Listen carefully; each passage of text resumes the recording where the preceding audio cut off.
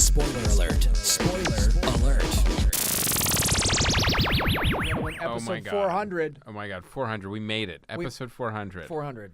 And we have a very special guest. Last time we did a milestone episode, which is episode 300, we recorded with this very gentleman in a pub somewhere in suburban Melbourne. Yes, far away. Far away, and we all had just watched Star Wars: The Force Awakens. And also just had flown across the ocean. So we always like one of the three of us, at least, to have just flown across the ocean. Right? So Steele Saunders literally just landed. This is Star Wars podcast ring theory. Yes. It's all poetry. It all rhymes. The coda.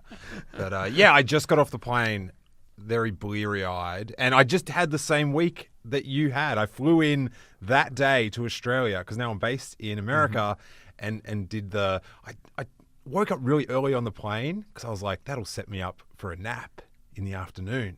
Mm-hmm. Didn't have time for a nap in the afternoon. So I went about 32 hours awake and jet lagged. Wow. But I got to see one of the greatest things to ever be projected on a big white wall. So I don't care. So just to be clear, Lawrence of Arabia. So yeah, it was Godfather, the first one. They reprinted. It was Diddy's new vodka commercial. Actually, it was great. So folks, here's what we're doing. This is episode 400, but this also is a Star Wars: The Last Jedi spoiler app. Yes. So if you have not seen this, if you're one of the few people on the face of the earth that has not seen this movie, I would pause this and go watch it and come back because we're going to talk about everything that happened, including the ending. We are going to get into it. So we will spoil this movie. Who died? Who didn't die? Right. Are we going to talk about the middle? No, we're not going to talk about the middle. Okay, because that's my favorite bit of any movie. The middle. It's awesome. Get in there. Slow exposition. There's no end without it. I'm interested that you're going straight to the spoiler. You're just jumping the normal review. I think it's smart. I put up a review on Wednesday morning. I saw it Monday in Burbank. And then I flew back to Australia Wednesday morning, uploaded my reaction video. And people are like, oh, you shouldn't put spoilers out already. And it's like, well, the spoiler's already out. I'm just reviewing it. It says spoilers. It's up to the adults on the internet. Right. To not click it. Yeah. Who don't exist. Yeah. Oh, man, we found that out since.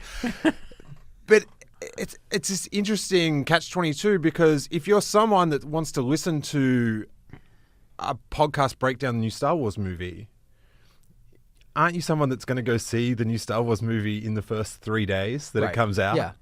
I've got no interest in anyone telling me vaguely what they thought of it. You know, I know.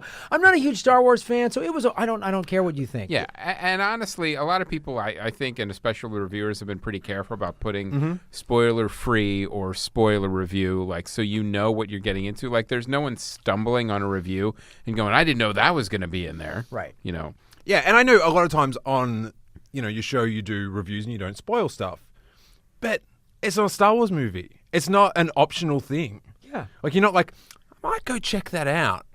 Yeah. I'll see what Chris and Graham, Like, if you have to do that to go see it, you don't deserve it. Yeah. No. Leave me the space. I know.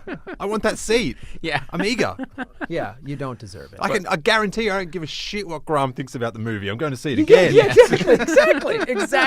exactly. But now we've only seen it once so far. What are you on right now? I'm on 3. 3. Okay. Did it? So we all loved it, right? We can all say that. I walked out pretty stunned. Like, loving it, but just like I was in a car crash. And then later on I worked out it was a marvelous car crash that changed my life for the better. And in hospital I met the love of my life. Wrap that metaphor around your necks. Wow. That's a deep. That's a very specific. A trauma unit metaphor. Okay.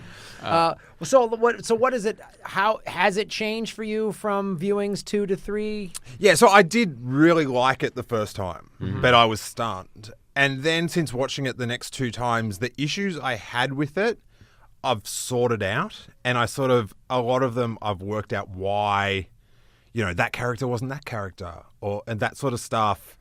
I've sort of processed why they had to make those decisions. And also so much glorious foreshadowing when you watch it multiple times. A lot of things, like just... Like what? Okay, so Rey, she put the books in the Millennium Falcon. Yeah. Okay, so you sort of see her do that. Right, when she gets saves the Jedi sacred scrolls or whatever. And they show her closing the cabinet just when she gets into the escape pod to go to the Supremacy, the big Snoke ship. Straight after that, there's a scene with Luke and Yoda, and Yoda says, Rey's already, she's leaving with everything she needs. Something like that. But there's like a pun that Yoda knows that She took the books. she's got the books. That's why he's just like, burn it all. Burn it all. That's why he was. Oh, okay, okay. All right. This is one of my favorite things. Like, Luke Skywalker is the most important thing to me. I love Luke Skywalker. I had T-shirts for the premiere that said "Ignite the Green." I just wanted the lightsaber to get turned on one more time, and I really put a lot on that. Like, it was so important for me for him to ignite the green lightsaber again.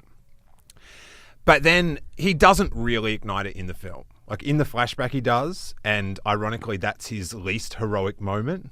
Like the callback to one of his most heroic moments, which is above the Sarlacc pit. So he doesn't do it, but what I always said, like, I can't see what else Rian Johnson could do to satisfy me about Luke Skywalker except for igniting the green lightsaber and saving the day. But I also said, I'm not a writer, and it's his job to be very, like, to have the imagination. So if there's a way that will satisfy me that's not igniting the green lightsaber, like, it's not my job to know of it. It's Rian Johnson's, like, job. And if I knew it, then I'd think it. But I'm not creative enough. Do you know what I mean? But he is. And he came through because what I actually wanted wasn't the green lightsaber. It was sort of the symbol of the green lightsaber. And that was just for Luke to be a hero one more time. And which is, in effect, lighting the green lightsaber. Yeah, well, that's sort of the only way with my little kid Luke Skywalker mind. That's the only way I could sort of think of him being a hero. Right. And Rey says towards the start of the film that, the Resistance needs Luke Skywalker against the First Order. And Luke's like, oh no, that's just like, Luke Skywalker's a legend. I'm not, it's gone too far. And Rey says, well, the galaxy needs a legend. And then later on he goes, what do you think I'm going to do? Go up against the whole First Order with a laser sword? And it's everything that happens, like... He does it. That's exactly what he does. That to me, I was like, when that first started happening, I go, oh, wait a minute. Did he went and dyed his beard to come for this battle? That's what I was thinking when they did that. And then when he was projecting himself, I was like, oh my God, that's brilliant. It was so brilliant. And you could make sense where that would take the last of his life force out of him. Right. To do that. Yeah. And there is a line, I'm not that focused on it yet, but how they're doing the stuff where Snoke is making them see each other through the Force. Kylo Ren makes a comment that she knows that it's not Rey doing it because it would kill her. Right. Because to project through the Force is so draining. So there's a few little seeds about that. But when Luke rocks up, you'll note that when you see it the next time, they sort of make a point that when you walk on Crate, the planet at the end, it leaves red footprints. And then when they show them get into battle stance, it shows Kylo Ren's feet adjust and red comes out. Luke Skywalker adjusts, no footprint. Wow. Interesting. So that's what you noticed, like, in a later viewing. Yeah. Right. I didn't notice that the first time. I love that. I love that red sand dust thing, by the way. That was awesome. Well, there's so many callbacks to, like, the other movies, too. Like, everything from Yoda actually being a puppet. Like, instead of, like, they could have easily CG'd Yoda, but when you look at him close, I'm like, oh, no, that's still a puppet. And also, when you have walkers advancing on the Rebel base, like, and it looks like snow from Hoth, like, and then somebody makes the comment, this is salt. Like, like, okay, so it's not snow. Yeah. I get it. But I want to mention this first piece of trivia because it relates to what you're talking about with Luke and Mark Hamill. After reading the script for the film, Mark Hamill told director Rian Johnson, I pretty much fundamentally disagree with every choice you've made for this character, which, of course, of Luke. Now, having said that, I've gotten it off my chest, and my job now is to take what you've created and to do my best to realize your vision. So That's interesting. yeah, Mark Hamill's performance, you'd never get the sense that like he wasn't fully on board with what was going on the screen. What specifically did he not agree with? Just So- the I don't want to be a hero anymore aspect of Luke in this movie? Yeah, I think after all this time, Mark Hamill thought a lot like me that, Luke Skywalker's path was let's ignite the green lightsaber and Save the galaxy. kick some ass. But I love where it sits now. I'm trying to think of other things about the call, but his outfit is exactly the same as the last time he saw Kylo Ren. Like his whole look, that's why he's got the dyed beard and stuff. And I love that flashback Luke Skywalker. Ooh, I want to make that into a bit of plastic for me to buy, please. Yeah. I would like that a lot. But now, what did you think of the character motivation, specifically for him having that moment of weakness and he was going to kill basically his nephew in his sleep? But then as the story progresses, you realize he had that thought, but he wasn't going to follow through with it. Like, how did you feel about that being a legitimate motivation for Luke Skywalker? I liked it because it showed he wasn't perfect. And It was unexpected, for sure. Massive. Like, as someone that, spent 2 years, trying to work out what's going to happen in the film, they did keep some amazing things, like, on the down low. And the whole question whether Luke was going to ignite the green lightsaber was a big one for a lot of fans. And they'd kept, like, Rian Johnson had sort of decided with Lucasfilm and Disney, like, here's a list of things that you can't put in the trailers. Like, these are the sacred things that we, obviously Yoda would have been one of them. Luke doing anything off Ahch-To, the island. But I liked it. It's not what you want, but it's sort of like what you need. You just want like Golden Boy Luke, everything's perfect. And a lot of the expanded universe, the novels that came out in the 90s, it was that view of Luke Skywalker. Like, it can't all be the Sarlacc pit battle where everything goes, perfect to plan. Like, front flip, catch a lightsaber, save everyone. As brilliant as that is, it's sort of false to have like a godlike deity that everything does perfect. The books aren't considered canon anymore. No. Right. So, because there's a lot of stuff that happens in the books that, obviously movies are going in a far different direction. Yeah, but that's where the sort of those books went in the Luke Skywalker's always perfect. Right. Do you know what I mean? It was like his finest hour stretched out over 20 more years in the timeline. Well, the thing when the first trailer came out, it was like the Jedi must die or end or whatever he says in the trailer. I was like, wow. So they're calling it The Last Jedi. Maybe this is obviously because Jedi could be plural. We didn't know at the time what that could have meant. Sure, and it's also like, is this Mark Hamill saying I'm done with this, the way Harrison Ford said with the last one? But initially I was like, really, Luke is like, I don't want to be a hero. This guy that was jumped into being a hero from day one. He was the one who had to convince Han Solo. He is now like, oh. At first I was like, this seems like bullshit. Like, you've contrived this. And then as it played out, I was like, no, I do like this, and I do kind of agree with you, Steele, that it's like maybe he was worn out. He was worn out, and also he viewed, if he is that much of a, so the Jedi are samurai, right? That's what. So if he thinks anything that he had done or created or taught was going to be negative, he would end it, take his own life, or banish himself to an island in the middle of nowhere. And so that was like, well, that would make sense because he would have become Jedi Ronin. Right, and that would be like, that would be his sort of honorable death, is I'm not going to do anything, and that's his code. And so his self-banishment. And if he had a moment of weakness of thinking about killing a kid, then that's where he's like, and he knows the power of his power, his command of the Force. And he's like, if I use this for good in any way, and that was a thing.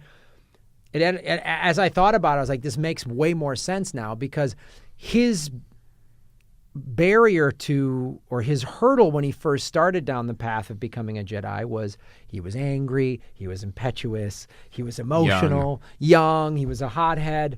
And so that was the thing as we went from A New Hope to Return. That's where we saw his arc. We saw him become a Jedi.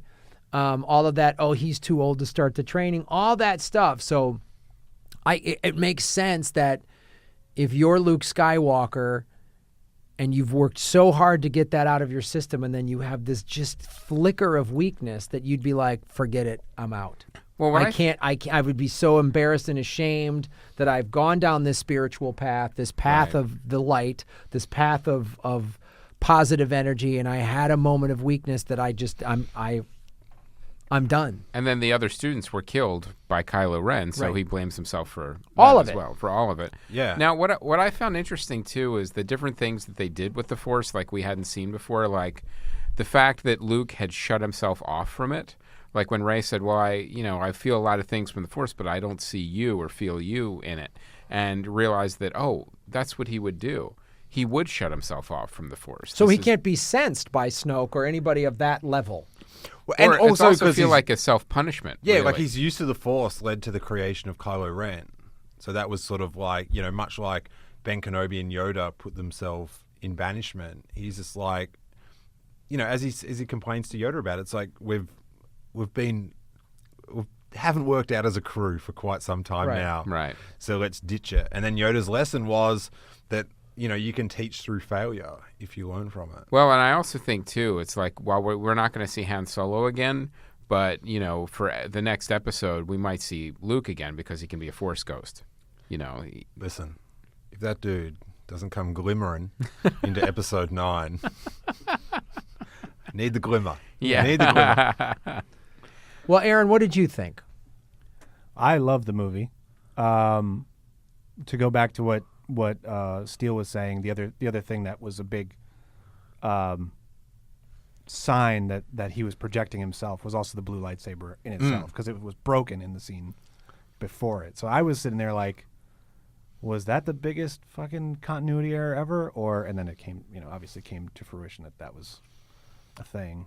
I still think, to your point as well, like I still think there's that possibility that between episode 6, Return of the Jedi, and when he tries to kill Kylo Ren, like he still could have had all those heroic adventures. I mean, we're probably never going to see them because he's aged out of the part, essentially, to play that era, but that still could be in the canon somewhere. Obviously not like having kids or something like that. Well, we're getting a Star Wars movie a year. Don't rule it out that we might might see some of those stories. Let's go into the kid thing because, there all the speculation that Rey, who's her parents? Right. I loved that Kylo goes, your parents were nobodies. Right.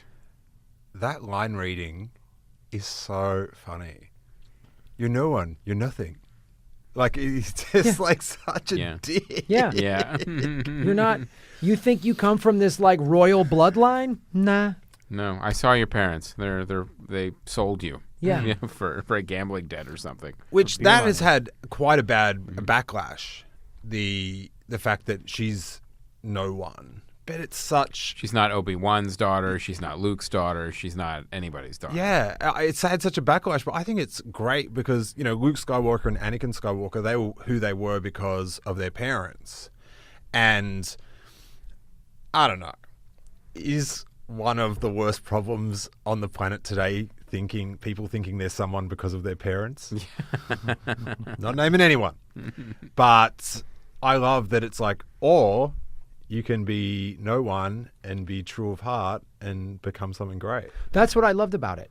I love that because it's also like, the Force and having a connection to the Force and ultimately going down the path of the Jedi. You don't have to be born into this royal whatever spiritual Force camp. Yeah, Force blood, Jedi bloodline. Yeah. You can actually just, some of the greatest people and thinkers and minds of our world came out of. You don't have to be part of the Skull and Bones Club at Harvard. No. Well, to be part of the 1% that is ruining the world, yes, you do need to be born into that horrifying oligarchy. I'm not naming names, but the Clintons and the Bushes. But but that's the thing I liked is I loved that. I mean, I was kind of itching for like, oh, who's her parents? It's going to be somebody amazing. But then when it wasn't, I loved it. Now, I don't know. Let me play devil's advocate here for a minute. Do you think maybe this is a misdirection and that he lied about who his parent or who her parents were, and then we're going to get a big reveal in the next movie? Or do you think it is as stated? That would leave me quite sour. It seems like he said that and she agreed with it.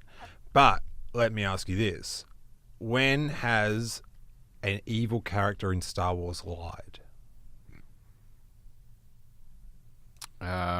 They don't lie. Yeah. They just tell the truth. That's right. They come right out with it and say, here's the ugly truth. Like when you think about Count Dooku and Obi-Wan Kenobi, he just says, oh, yeah, the Sith's leading the Senate and, we're taking over. Like, he just spells out the whole plot. Luke, I'm your father. They've been wrong, but they don't really lie. And I'd find it so trite if they did that. It's almost like you after the season of Dallas, you wake up and it's all a dream. Because I'm just keeping all my references really contemporary these days. Like the end of St. Elsewhere, you remember that? It was all in the kid's head. Hey, if you got a problem with it, sit on it, all right? But I would find that I can't. You can't make that much of it's a thinker's Star Wars film. Like it like the more you sort of think about it and the messages and stuff, to then do a bizarre, useless flip. And that's a lot of people that want it all to be connected, or Snoke to be this person, that to be that person. It's like, to what end? How does all these we were talking about earlier, there's all these Snoke theories that were you even had a shirt, your Snoke theory sucks. What was on Jimmy Kimmel. Yeah, that's right. What were some of the Snoke theories that were bandied about? Tarkin, a guy that had no force ability and blew up in the first film. Mace Windu, a guy that flew out a window after getting his arm chopped off. Wow, really? Oh, yeah. Which I think I like analyzing just on a real life way. It's so the Disney Corporation are going to make the blackest guy in Star Wars be the whitest guy in Star Wars. It's not going to happen. It's like people that wanted Rey to be the reincarnation of Anakin Skywalker. It's like, hey, we've come up with this, awesome, inspiring female role model. Used to be a dude. Yeah. It's just sometimes people don't think of in the canon, it's that's ridiculous. But in the real world $billion movie industry, also pretty ridiculous. The thing is, you don't. Everyone doesn't need to be related or connected. So let's look at World War II. MacArthur isn't the long lost brother of General Patton. You know what I mean? Him. You can have two good generals. You can have they have no relation to each other. You know what I mean? And they could be related because they're both called General. Oh, there you go. Yeah. You know what I mean? What's his? I'm blanking. Winston Churchill. It wasn't like him and Eisenhower were separated at birth. No, they just were these people from completely different backgrounds who joined this battle at the right time and needed to do something with regards to history. Right. So it's you could just have that. Yeah, but just say Kylo Ren says, "Oh, I know who your parents are. It's Ben Kenobi's daughter." What does that What does that add to the story? Right. What message is there? Being no one, there's a message and there's an inspiring story. It's not story. necessary. People, there's a certain type of person that loves it's all intertwined, but it's what does that do to make the story better? Right. The twist of Luke Skywalker going to kill Kylo Ren makes the story better because it makes, I now understand why Kylo Ren is Kylo Ren. And I now understand why Luke Skywalker's on an island not using the Force. It's a pivotal event that explains, the people's, the next 5 years of their life. But just, I'm with you guys. I mean, I don't Ben think Kenobi's niece. niece. Yeah. I hope it doesn't. I agree with you, Steele. If they do come back and go, oh, actually, Rey is related to blah, I'll be like, no, man. You told me how cool it was. I would put this in the midichlorian column of dumb things to put in Star Wars movies. Of like, you told me she came from nothing and she has this innate ability and is now finding it and wanting to be on the good side. She could have been some criminal drifter or whatever because she, her parents were sold her as a slave. But look what she's choosing to do. Yeah. And then think about one of the things, because I love theorizing. I love thinking about all that stuff, using what information we have to try to work out who's what. I love doing that. But when it's proven wrong, you go, okay, well, that was fun. Let's go with that. You don't take it personally. Yeah. But one of the big things in trying to work out Rey's parents, who they were, like if they were like Han and Leia or if they were Luke Skywalker, it's trying to explain how they could be such shitty parents that they left their daughter on Jakku. Like that was a big part of it. I thought you grabbed our daughter. No, I thought you did. Well, we'll get her next time. Look, well, we got an extra 20 credits. It's just when she marks down like 1 million days on her little thing, which that was the one I think Rey's the best, except the way she counts inside her AT-AT. I find that really annoying that she doesn't do the 5s. Yeah. She just does all 1s. It's just like, how do you count? Like every time you got to go back and count. Do it in 5s. It's a good way to do it. But yeah, I just the theories that make Star Wars worse or more convoluted, and some of my least favorite things about Star Wars is like Darth Vader making C-3PO.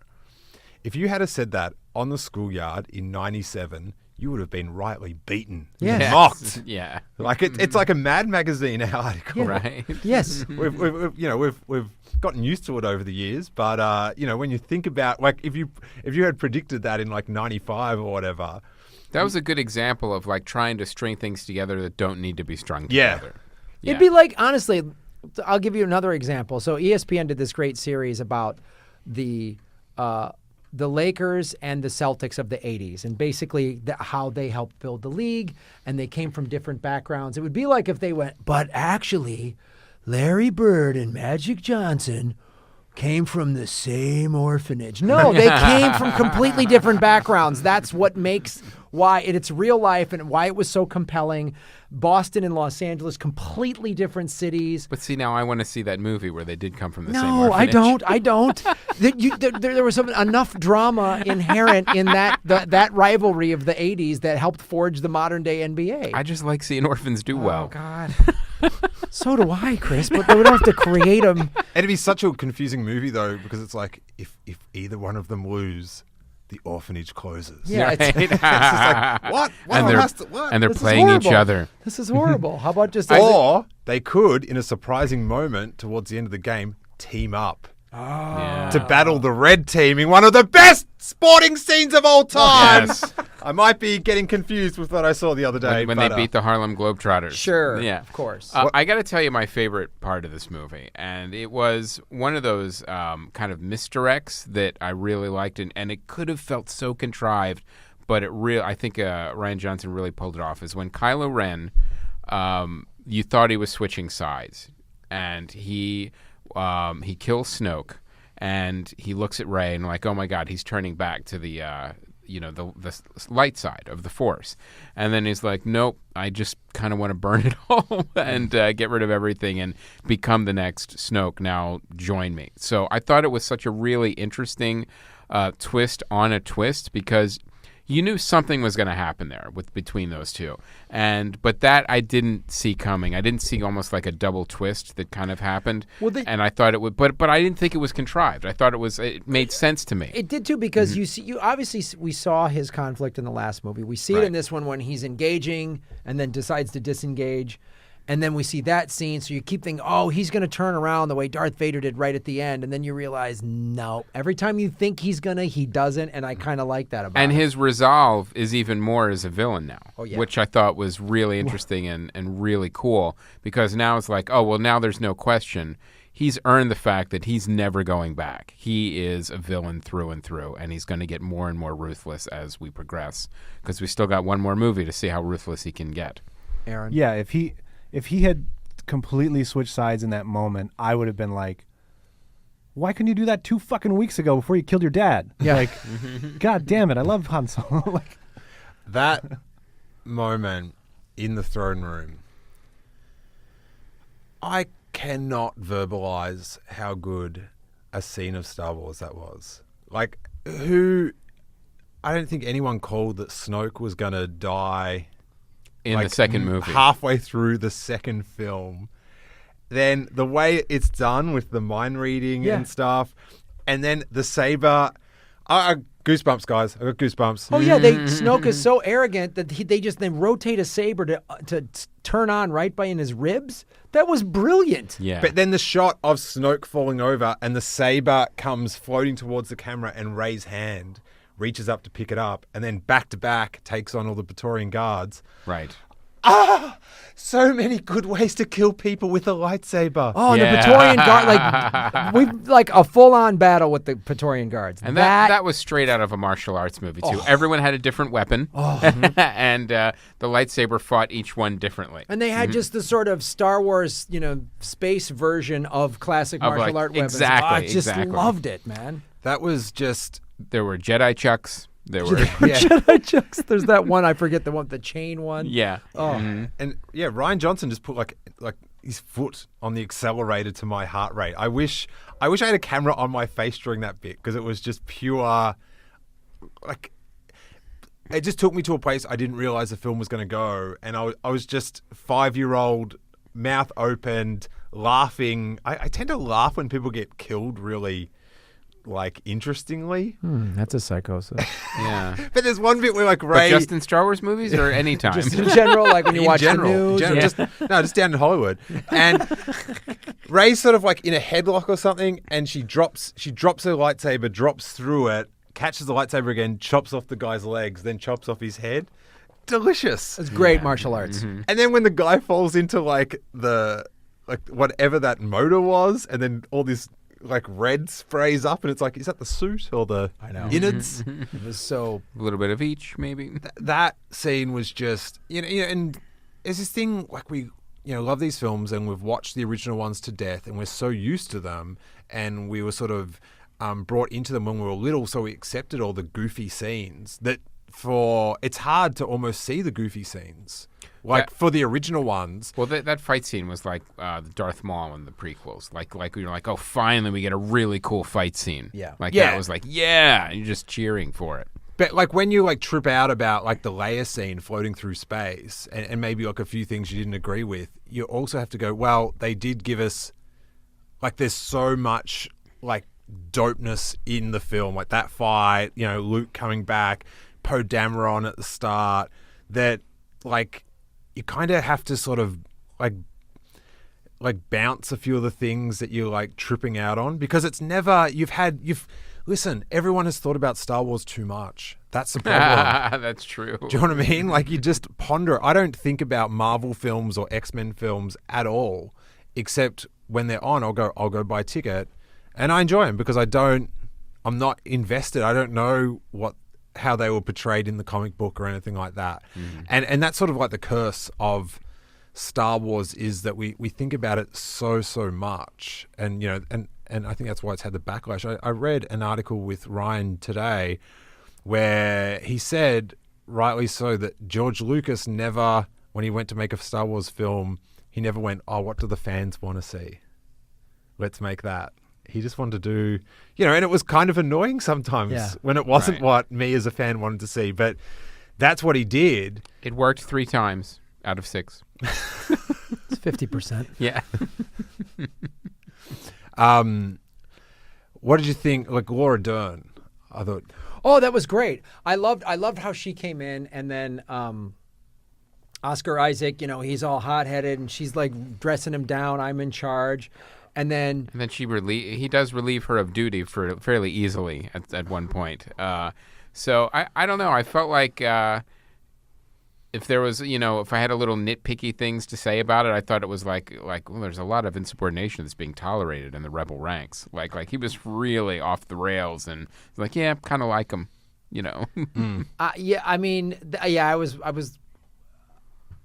I don't know. I don't know where I stand with that. I'm just like, would there be insubordinate? Would there not be? Would they be more? Are they trying to justify it by saying, oh, well, these guys are all rebels and he's going to do whatever it takes? I don't know. I just liked how, and then it's revealed she actually did have a really good plan. She just didn't let everybody know about it, like a lot of leaders do. Just like, I'm calling the shots. I don't need to explain myself to you, subordinate. Yeah. And then who just got demoted. Who just got demoted. So, and then she goes down with the ship. I mean, that was fantastic. Yeah. I thought it was, some people are like going, why doesn't she say to Poe what the plan is? And because to Laura Dern, who's like a vice admiral, like he's not, Poe Dameron's not Poe Dameron. It's just like some dude. He's a pilot. Like she hasn't been following him around on his adventures like in the last movie. An admiral, like an admiral of an entire fleet doesn't tell a captain what he or she is doing. It's like, I don't know, who the fuck are you? Just like, you know what I mean? There is the a Secretary of Defense isn't telling like a lieutenant, here's the long-term plan for this battle. There is a chain of command, especially when you have fewer and fewer people in your ranks. Yeah. Like when I asked Graham when we were going to start the podcast, and he just slapped me and he said, it's a need-to-know basis. I said, just sit down and shut up, guest. Yeah. You know what I mean? Drink some coffee and find your fucking mic. Guests don't have a rank. Well, what order of the film? Here's the order we're going to film. We're talking is when we fucking tell you what goddamn order to talk in. That's how things are done here. Yeah. Now get in your X-Wing and shut up. Shut your yap hole. Yes, please. And stop blowing up bombers. Yeah. I didn't have a problem with Carrie Fisher floating through space, and then they catch her and put her back. I mean, I had a little bit of a problem with that. Yeah, because you would die immediately. When you go into there's that. I mean, you literally have seconds of life left. When you go in. And then specifically, she was out in space. She kind of woke up a little bit. She used the Force to come back, knocked on the door, or however she did in the airlock, and they found her. Yeah. Ding dong. Yeah. We are talking about space where there is noise. Yeah, of course. So there's that sort of like... It's a different type of space out there. Yeah. Space is a vacuum. You wouldn't hear anything. On my first viewing, I was like, what is going on? And you wouldn't have fires either because there'd be no oxygen for things to burn. I had no idea. And it was so confusing to me. But I'm sort of used to it now. But I think the one thing that I would have liked to have had added was some acknowledgement that a crazy thing just happened. Right. Like that shows like Poe Dameron and Connex looking out the window going, wow. But I think like just a backseat direct, if there was just a little line when Luke was talking to Leia of like, how's your training been going or something? And she's like, oh, it's worked, it's helped out. Yeah, I'm not here to write a script. I'm not Lawrence Kasdan. I'm George Lucas. It's awkward dialogue that spells stuff out. But I just thought it was like this crazy thing happened and we weren't told like how that's perceived in the galaxy. Like, is that like, it's Leia doing a crazy space float again? Or it's like, oh my God, we never knew she had power. Like, we sort of don't know the context of her power to the people around her. We never, in all of the movies, you rarely, if it ever, have seen her use Force power. Never, right? Yeah. Oh, she's had the telepathy. Yeah, I guess, yeah. Mm-hmm. Okay. But yeah, there was just sort of no follow-up to get a reaction of like just an acknowledgement that crazy thing happened. And I've thought about it every time. It's like, if just Luke and Leia, they had some discussion about how her training was going or something like that. I don't even know, like, it felt like a little, this is where I'm like, well, is that really necessary? I mean, blowing her out into space, you could have an explosion on the bridge and have her into the infirmary. That's fine, but blown out into space, using the Force to come back from the vacuum of space and coming back in, it stretched it a little bit too far for me as far as like a nitpicky thing. But ultimately, did it ruin the movie for me? No, it didn't. But it was a kind of thing where like it took me out of it a little bit. Like I didn't think it was necessary or believable. You suspend disbelief for movies like these, of course. But at some point you're like, well, how far do I have to go? How far do I have to suspend my disbelief? Like I thought that was a little like, just a hair over the edge, a little too far. Yeah, it's hard because it's so defined what the Force is and what Jedis can do. But I think if they're going to keep making these films and not just repeating, there does have to be some, like, extension of what can happen. What the powers are. Yeah, and like Ryan Johnson did a pretty good job that, with, Luke Skywalker, much like, JJ when he had Kylo freeze the laser bolt. It was like, Oh, new power. Yeah, yeah. Love it. Yeah, and I think too, like Snoke showed us some new powers in this one. The mind communication trick or whatever he's doing. Where he could link two people using the Force. That's Yeah. what he did because he linked Rey and Kylo Ren. Yeah, Force time. conference call. Force time. Force Skype, Go to force.com. Yeah. I love the way he can just free like Force talk. make Rey just shoot about the room. And the lightsaber in the back of the head. Oh my God. Yeah. Delicious. So what else? What else do we want to? Any other scenes in this film that pop up that we want to discuss? What about Force Broom? What'd you make of that at the end? What do you mean? Oh, yeah. When the guy cleaning up, he just used the Force to get the broom in his hand. The kid. Yeah. That was great. And that, to me, goes back to why I loved the Rey, you come from nothing. Because those were slave kids. Mm-hmm. Right.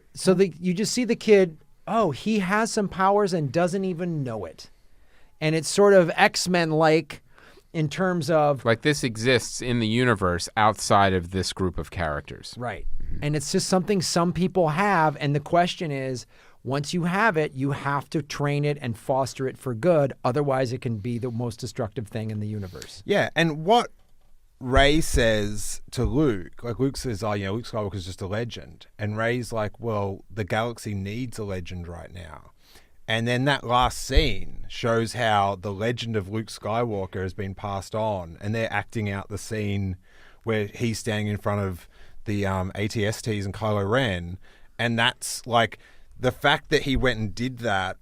Like, not only did it give the Resistance a chance to get away, but that story spread and it's inspired the spark of the rebellion or whatever you want to call it. But it shows that the galaxy did need the legend of Luke Skywalker, and now they have it, and they're using that to inspire themselves. And then when every walker shot at him and he just walked out of it because it was the projection. Yeah. Which is great. And I think it's...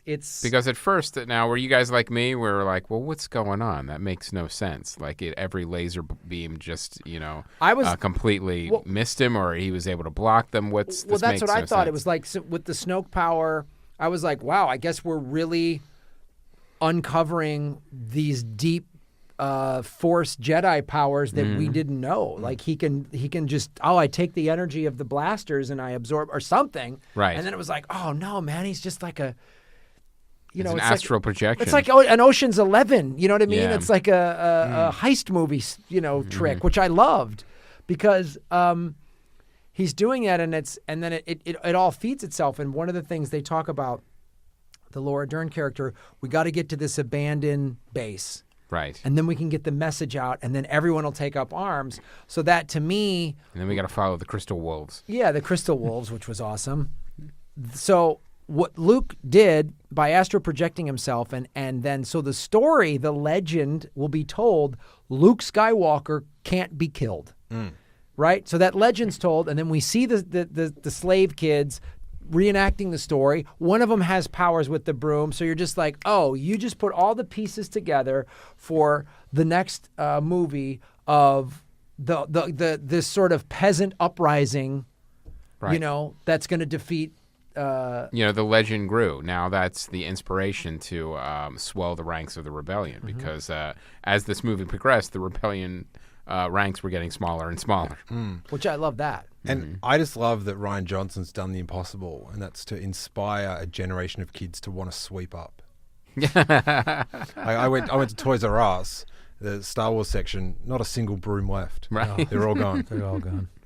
Yeah, well, if Disney can monetize they're already brooms, selling brooms. believe There's me. brooms available. In Target, there's a Force broom. It nicely sets up the Saturday morning cartoon Jedi Babies. Yes. So, There's going to be a sweeping musical in the Star Wars Christmas TV special. What about Porgs? Do you like your Porgs? When a Pog came on, what are they called? Porgs. P-O-R-G. P-O-R-G. Porgs. When that character came on, the only thing I thought of immediately was like, okay, there's already a toy on the shelf that looks like that. Like literally, that was put in the movie to sell toys. Christopher, your cynicism. What isn't in Star Wars to sell toys? Yeah, well, I thought that one specifically was because the characters didn't really serve any other purpose other than that they were on the island and Chewbacca was eating one. Yeah, but the things that don't serve a purpose are sometimes the best. Yeah. Like just random things. I remember in The Force Awakens that sandworm put his head up, and it's just like it's just some random Star Wars stuff. But the story behind them is that there's birds on that island called puffins that look a lot like the porgs. And when Rian Johnson was there, he saw them flying around. He was like, "Hey, we could make these into space birds." Well, these are the things I want to talk about, too. These two sort of political, social things that were put in this movie. To me, what I saw was, this was a pitch to be a vegetarian. As a vegetarian, that's the moment. That was your takeaway? Well, that was my moment of like, I don't want to eat meat anymore. Veggie Chewy? Yeah, because he's like, you see the actual animal, a live version of the thing you just cooked and you're about to eat. And then... So that was like... With a sad puppy dog face. With a sad puppy dog face. I do have to say, someone has messaged me saying, I'm a vegetarian now. They saw that scene and they're like, I can't do it anymore. Good for Rian Johnson. I myself, I'm not a vegetarian. I'm not going to eat any more porgs. But yeah. Well, that's fair. I mean, that's true. The porgs are off the menu now, even in the high-end restaurants. The other thing that was so glaring in this movie that I absolutely loved is we got to go to the worst place with the worst people. It's the uber rich. Yeah. Rich, awful people, and they're in the casino, and what do? They profit from war. I fucking loved that. Yeah. As a I was just like, wow, way to go with the progressive socialism in the film and just show how awful war, and that's who's profiting in this world. What you also see, what I liked too is, if you're an arms merchant, it's like you don't just sell to one side. Like they even showed when Benicio del Toro, the codebreaker / rascal, usual suspect. Yeah. Plus, they showed us like he's like, oh yeah, these arms dealers. Oh, they're selling to the bad guys, and then an X-wing shows up. Yeah. Oh, and the good guys. Yeah, because if you're like I said, if you're an arms dealer, you don't care who you're selling to. Yeah. It's money, it's weapons, and that's an exchange. And both sides, if the war escalates, you profit. Now you don't know this because you don't watch the show, Graham, but that theme actually comes up again in Star Wars Rebels, the animated version. There's like I can't remember the character's name, but basically it's someone who deals with the Empire, makes money, but then also helps the rebels too because he helps whoever pays. So. I love that whole sequence. So it's definitely being explored, which is interesting because that's also a kids cartoon. Like the show Star Wars Rebels skews even younger than the actual films, but it's still in there. Those themes are in there. Teach your kids how awful war is and how there's people that are creating war to profit from it. And put it in a Star Wars movie. I loved it. I was like, right on. The worst people in the galaxy are rich war profiteers. And they were all gambling. They were putting like chips into BB-8. I thought that was a great scene. Drunk, awful. That was Mark Hamill. Yes, because he wanted to play a CG character. And I was hoping that it was Warwick Davis doing the Leprechaun as an homage. Yeah. He's got like a green lizard head or something in that same casino. Yeah. Were you distracted by that Justin Theroux cameo though? Where he was the gambler? No, I was more trying to work out if that was the right person they were looking for or not. They never really went. Yeah, it was. Right. It was but they found Benicio del Toro instead. Yeah. And what I didn't realize, Joaquin Phoenix turned down that role that went to Benicio del Toro. I'm like, it fascinates me. It's like, if you're offered a role in a Star Wars movie, do you turn it down? Really? Even if you're Joaquin Phoenix? Yeah, Joaquin Phoenix is just making a career out of being a wingbird. Yeah. And because now you're a piece of trivia on IMDb instead of having another credit. And wouldn't you want to play this character that is so poignantly showing the crazy greed and profiteering from war? Like that's what Benicio del Toro's whole mission was.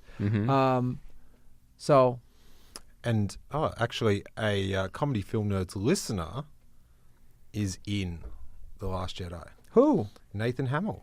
Really? Yeah, he's a resistant soldier. Him and his brother Griffin.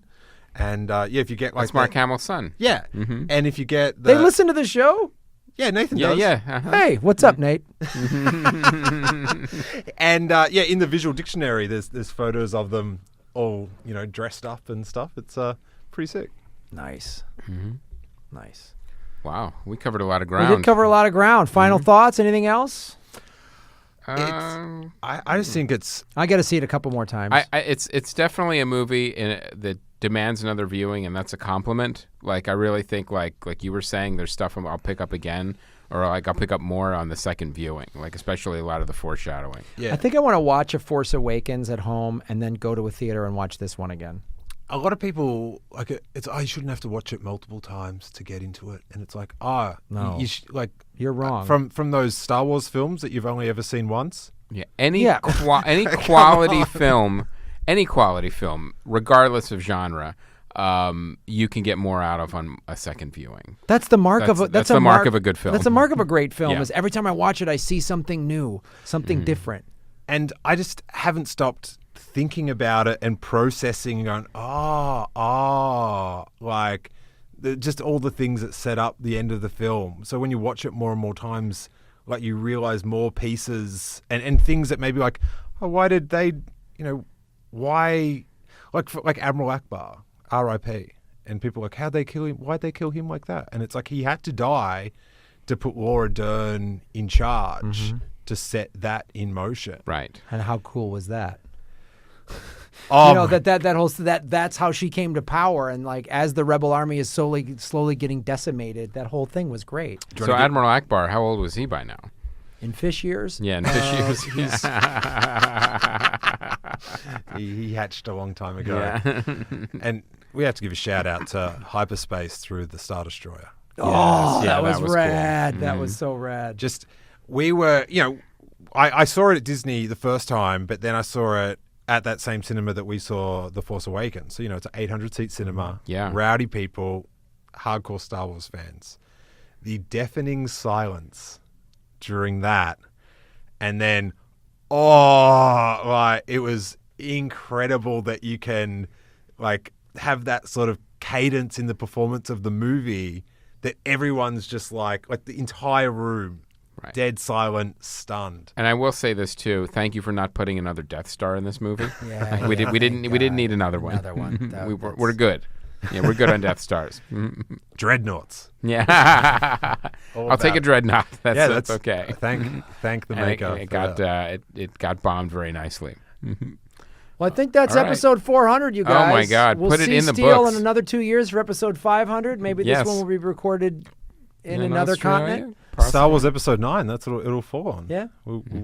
I'll be here. I'm ready to talk about it. We'll go see it. Maybe that one, maybe every other one, we'll go down to Australia and watch it early. Sure. All right, man. Where can people find you, your podcast?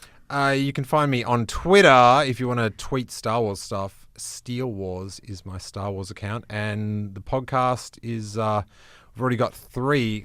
It's great you're doing your little reaction now. I've already got 3 reaction podcasts up, and they're quite diverse. One of them is quite analytical with Jason from MakingStarWars.net.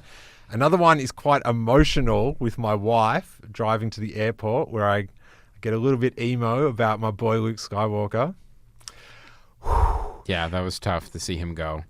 And I love it. I think it's perfect. I just needed him to be a hero one more time, and I got it. So I left with a big grin. And then the third reaction is the live podcast we did, which was, it's always a great time. And yeah, so podcasting every week about Star Wars, much like this, with a passionate yet tongue-in-cheek. We're not starting any petitions this week. Nice. Angry petitions against the Disney Corporation. We're making fun of them. Yes. Nope. Just about buying Fox. That's it. So. All right, guys. Well, thanks for listening, and thank you, everybody at ATC. We're going to be off for the next 2 weeks. Well, our year-end thank you drops next week. That'll be next week, and then we will be taking the first week in January off. Yeah. we'll be back January 9th. So listen to an episode that you've probably skipped over. We have a bunch of in the catalog. We There have you a little over 400. Yeah. Yeah. And there's 70 something spoiler reps on top of it. So yeah, see one of those old movies, then listen to a spoiler. yeah. Get your shit together. The podcast listeners are looking down at their feet in shame at the They moment. should. They should. Well, thank you, Steele Saunders. Thank you, Aaron Brungardt. Thank you, everybody at the ATC. We had a fantastic year. A lot of cool stuff happened, and we'll talk about it's all in the episode that'll drop next week. Yep. And the big thank yous to everybody. So my name is Graham Elwood. And I'm Chris Mancini, and as always, remember, Han shot first. Greedo never even shot.